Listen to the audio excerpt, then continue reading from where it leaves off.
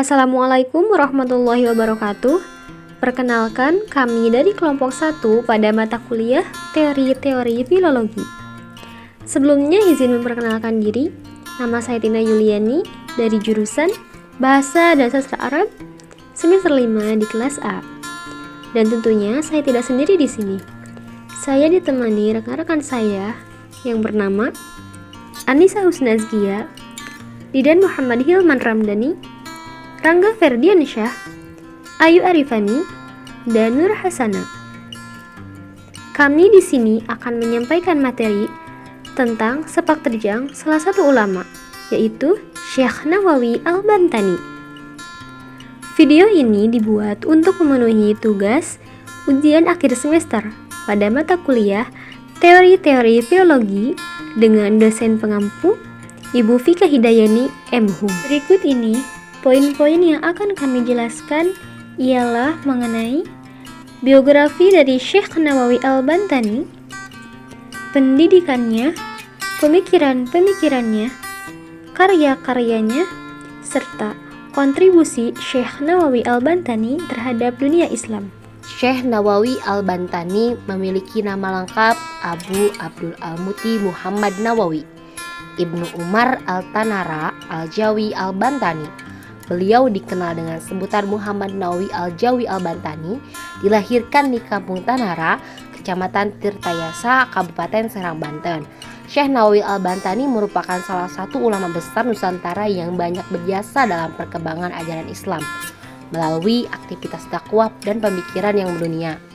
Syekh Nawawi Al-Bantani merupakan salah seorang ulama yang bermazhab Syafi'i yang sangat masyhur pada abad ke-19 Masehi. Berkat karya tulis dan kemasyhuran mengantarkan Syekh Nawawi Al-Bantani menjadi seorang yang sangat berpengaruh di dunia Islam. Syekh Nawawi Al-Bantani merupakan sulung dari 7 bersaudara, putra dari Syekh Umar bin Arabi Al-Bantani dan Jubaidah yang merupakan salah satu keturunan dari Raja pertama Banten, yakni Sultan Maulana Hasanuddin. Secara genealogis, Muhammad Nawawi merupakan keturunan ke-12 dari Muhammad Syarif Hidayatullah Sunan Gunung Jati Cirebon, yaitu keturunan dari Maulana Hasanuddin, Sultan Kerajaan Islam Banten ke-1 lewat jalur Sanuri Raras. Syekh Nawawi Al-Bantani terlahir di daerah yang memiliki spirit keagamaan yang tinggi. Semenjak umur 5 tahun, beliau mendapatkan pendidikan keislaman langsung dari ayahnya yang merupakan seorang ulama lokal di daerah Banten. Ketika usianya memasuki 8 tahun, Syekh Nawawi Al-Bantani memulai pengembarannya mencari ilmu. Tempat pertama yang dituju adalah Jawa Timur. Setelah 3 tahun di Jawa Timur, beliau pindah ke salah satu pondok di daerah Cikampek, Jawa Barat, khusus belajar lugoh atau bahasa.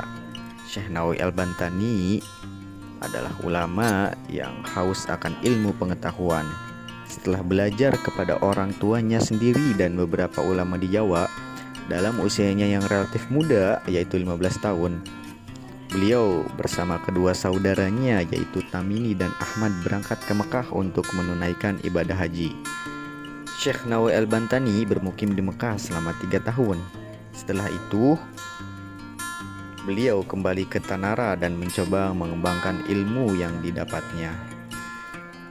Beliau belajar untuk pertama kali di Masjidil Haram, Mekah. Di tempat ini, beliau belajar pada Sayyid Ahmad Nahrawi, Sayyid Ahmad Dimyati, Syekh Sayyid Ahmad Zaini Dahlan, yang ketiganya berasal dari Mekah. Setelah itu, beliau belajar pada Syekh Muhammad Khotib Al-Hambali dari Madinah dan Syekh Khotib As-Sambasi, Syekh Yusuf Sumbawani dari Indonesia yang bermukim di Mekah. Pencariannya terhadap ilmu pengetahuan tidak berhenti sampai di situ. Beliau juga pergi ke negara-negara lain seperti Mesir dan Suriah. Di sana, beliau belajar pada ulama-ulama besar seperti Yusuf Sumbalawi An-Nakhrawi dan Abdul Hamid Daghasani yang ketiganya berasal dari Mesir. Setelah sukses belajar, beliau menjadi guru di Masjidil Haram selama 30 tahun. Di antara anak didiknya yang kemudian dikenal oleh bangsa dan umat Islam Indonesia sebagai ulama adalah Kiai Haji Khalil Bangkalan, Kiai Haji Tubagus Muhammad Asnawi Caringin, Kiai Haji Hasyim Asy'ari Tebu Ireng Jombang Jawa Timur, dan masih banyak lagi ulama-ulama masyhur yang belajar kepada Syekh Nawawi Al-Bantani. Syekh Nawawi Al-Bantani wafat di Mekah pada 20 Syawal 1314 Hijriah atau 1897 Masehi. Makamnya terletak di pemakaman Ma'la, Mekah Al-Mukarramah. Syekh Nawawi Al-Bantani telah menghasilkan kurang lebih 114 kitab. Hal ini merupakan capaian intelektual yang luar biasa yang jarang dicapai oleh ulama lain. Dan istimewanya adalah semua karyanya menjadi bahan ajar di pondok pesantren di seluruh Indonesia sampai saat ini. Selanjutnya yaitu pemikiran-pemikiran Syekh Nawawi Al-Bantani. Syekh Nawawi Al-Bantani memegang peran sentral di tengah ulama Al-Jawi. Dia menginspirasi komunitas Al-Jawi untuk lebih terlibat dalam studi Islam secara serius, tetapi juga berperan dalam mendidik sejumlah ulama pesantren terkemuka. Bagi Syekh Nawawi Al-Bantani, masyarakat Islam di Indonesia harus dibebaskan dari belenggu kolonialisme. Dengan mencapai kemerdekaan, ajaran-ajaran Islam akan dengan mudah dilaksanakan di Nusantara. Pemikiran ini mendorong Syekh Nawawi Al-Bantani untuk selalu mengikuti perkembangan dan perjuangan di tanah air dari para murid yang berasal dari Indonesia, serta menyumbangkan pemikirannya untuk kemajuan masyarakat Indonesia. Dalam bidang tasawuf, Syekh Nawawi Al-Bantani memang tidak mengajarkan dan tidak melarang praktik-praktik tasawuf yang dilakukan para muridnya. Meskipun demikian, Syekh Nawawi Al-Bantani menyarankan kepada masyarakat untuk mengikuti salah satu imam tasawuf. Bahkan dalam berbagai karya, Syekh Nawawi Al-Bantani mengklaim sebagai pengikut Syekh Ahmad Khatib As-Sambas, sosok ulama yang berhasil mendirikan Thariqat Qadiriyah wa Naqsabandiyah. Itulah pemikiran Syekh Nawawi dalam bidang tasawuf. Selanjutnya yaitu pemikiran Syekh Nawawi dalam bidang fikih. Dalam bidang fikih, Syekh Nawawi Al-Bantani lebih dipengaruhi oleh Imam Syafi'i. Sumber hukum Islam menurut Syekh Nawawi Al-Bantani mencakup 4 hal, yaitu Al-Quran, hadis, ijma', dan qiyas. Tidak mengherankan jika kemudian Syekh Nawawi Al-Bantani mengharamkan taklid bagi imam mazhab yang 4. Namun bagi para mujtahid fil madhab, mujtahid munfi, dan masyarakat umum, Syekh Nawawi Al-Bantani mengharamkan bagi 3 golongan ini untuk berijtihad, tetapi mewajibkan untuk taklid. Itulah beberapa pemikiran-pemikiran Syekh Nawawi Al-Bantani dari berbagai bidang.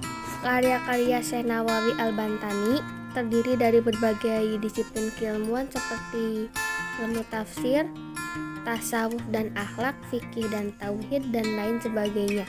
Di bidang tafsir, kitabnya yang berjudul At-Tafsir Al-Munir, Ma'alim Al-Tanzil atau Marroh Labid Likashfi Makna Al-Quran Al-Majid. Bidang tasawuf dan akhlak,